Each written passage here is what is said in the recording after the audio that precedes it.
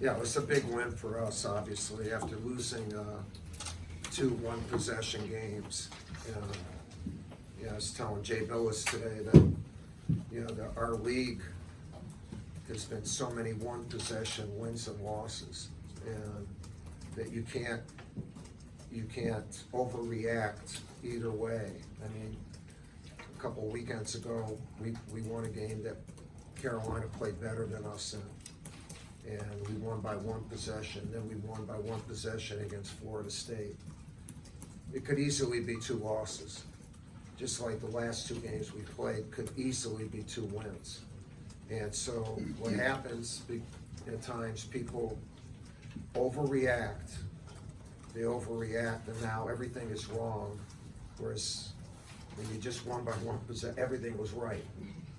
And it's neither one. And people say, telling you that we're developing. We are developing. And by the way, if you don't continue to develop throughout the year, then it's gonna be sad for you. But we have a lot of young guys, and tonight they really played hard, and our fast break coming out of the zone was terrific, and we won a big game. So, any questions that you all might have?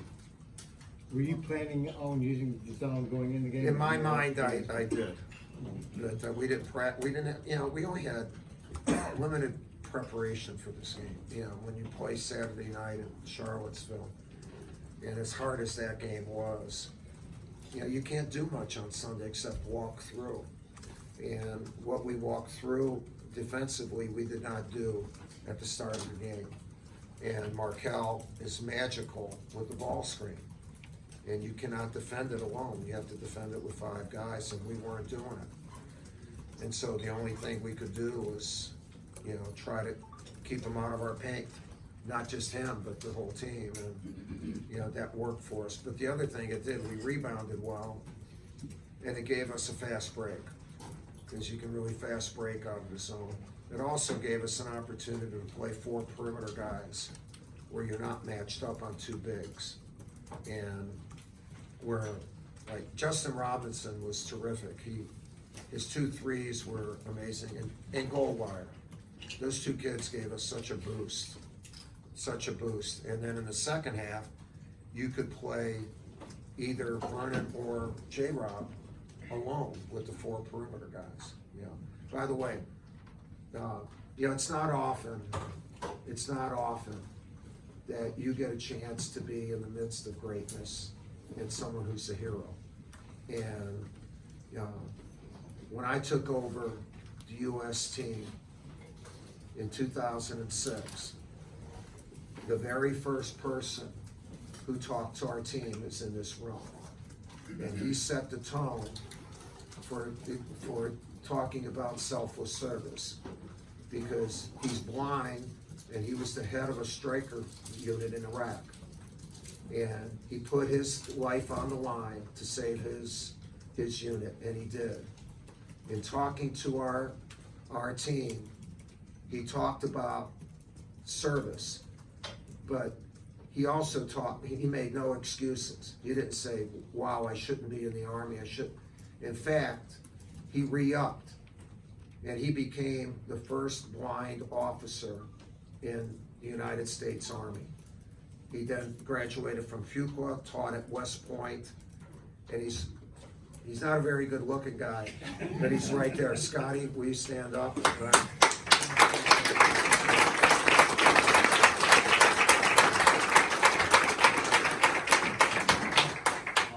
He has a beautiful wife, beautiful kids, and anyway, God bless you. Thank you, Coach. God bless you. Great win. Thank you. Any other? It's tough to talk about anything else. This was your 19th ACC game. What's your assessment of the impact of the extra 2 conference games on your team, especially the younger guys? Yeah, well, we're going to play what you have to play. I think it still hurt. I think, you know what it did? I think people scheduled wrong. So then their total package, we already have a tough schedule.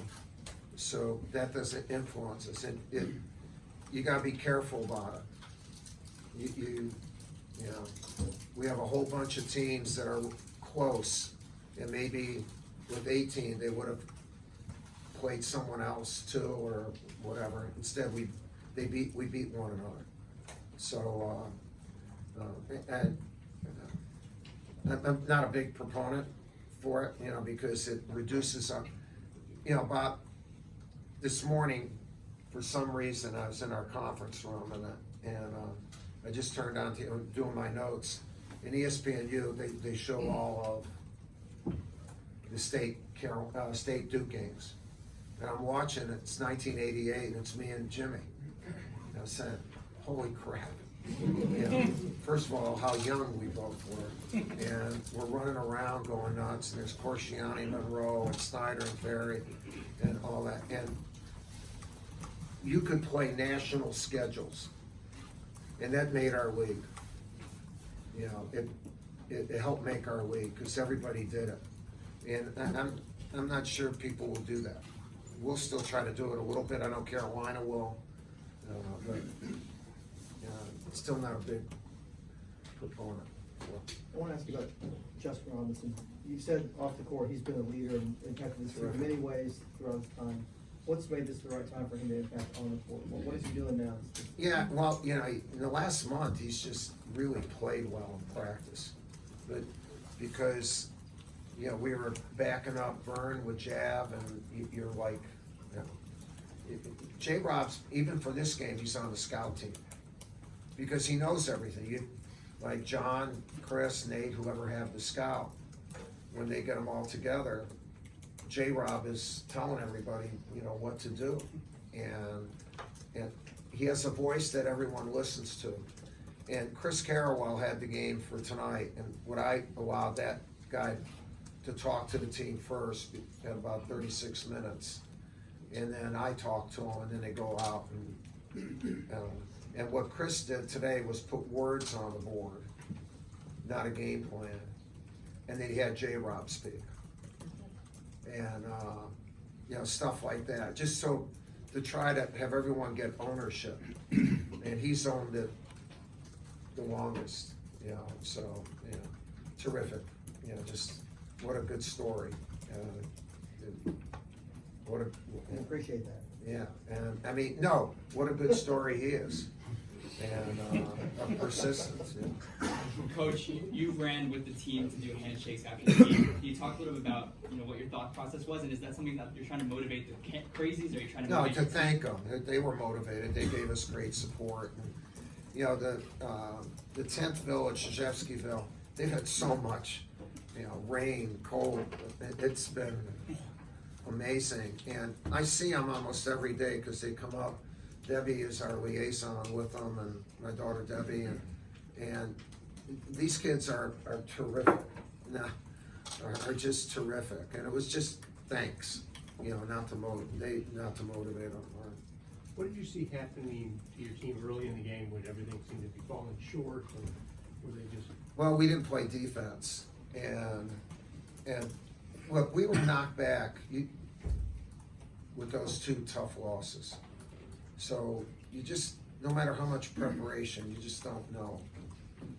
You just don't know. It's not bad attitude. Just, you know, if any of you have ever competed, I know you view and you judge, but if you have ever competed, have any of you, have you competed? All right, then you would know that sometimes you just can't hit. Sometimes the putt won't go in. Sometimes all those things that doers have to figure out. And so they weren't doing it, and we made some changes, but that's where J-Rob and Jordan Goldwire really look, I know J-Rob's Goldwire was sensational tonight. Not good, sensational. And then Wendell, who had two, you know, he had a really good game against Wake, and he made a turnover, which they beat themselves up for. And then he didn't play as well against Virginia because for these kids it means so much, and they take too much responsibility, you know, and it affects them then in the next play. And then Wendell was terrific. Cassius, who was 1 for 9. You know, we only, our team was like 6 for 34 or something like that, except for Vernon and Trey against Virginia. And so for Cassius just to come out, I'm going after it. He took 18 shots, he made 7, but he was playing with a verb.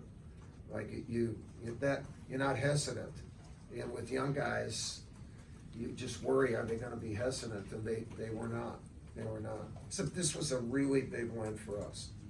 You know, it's as big a win as we've had all year, based on where we're at.